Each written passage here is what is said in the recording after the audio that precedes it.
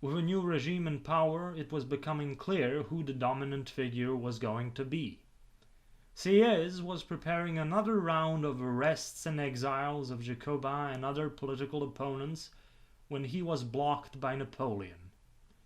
Considering the transition of power was relatively peaceful, benevolence seemed like a smarter move. Instead, the persecution of threats to the revolution was relaxed and a new amnesty was signed, allowing some of the émigrés and exiles to return to France. Among them was the legendary Lafayette. Sieyès very soon came to realize that his ambitions were not going to be fulfilled, as more and more of his supporters in government switched over to Napoleon. He resigned himself to his fate.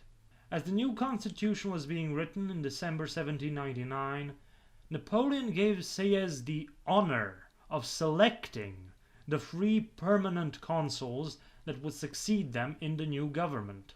Napoleon, of course, was first on the list, followed by Minister of Justice Jean-Jacques Régis Cambacérès and Charles-François Lebrun, both very moderate politicians. In December, the new constitution of the year 8 was introduced. By the constitution, the executive was composed of 3 consuls, appointed for 10 years, making distinctions between the position of first and second and third consul.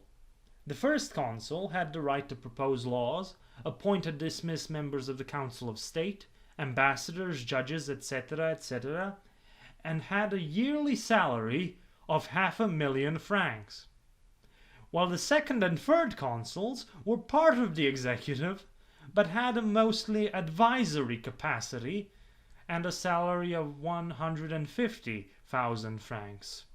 Now let's see how a bill becomes law during the French consulate. First, a bill is debated and drafted in the Council of State. We could call that a sort of cabinet appointed by the first consul. Then it proceeds to the legislatures. The tribunate of 100 members and the aptly named legislative body of 300 members. Both were selected from approved lists of candidates, and 1/5 of them had to be changed each year.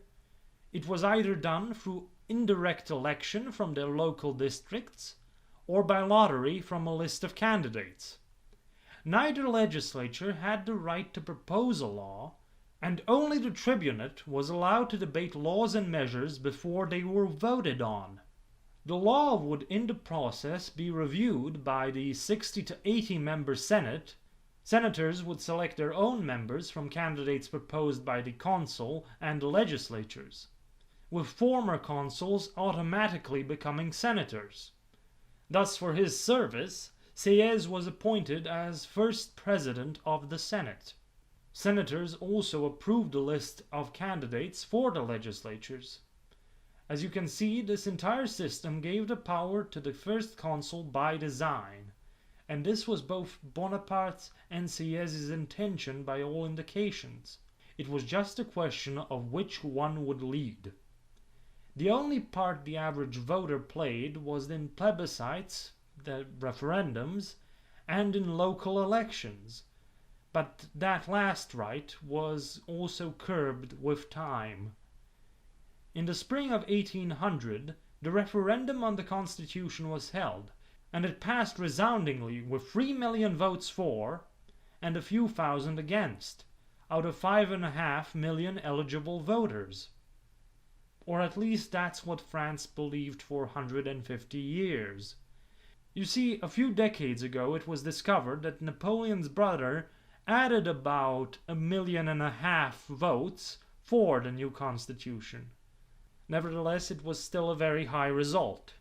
This was the start of Napoleon's rule over France, a rule which would go through many changes in a very short amount of time, and perhaps we will continue this story another day.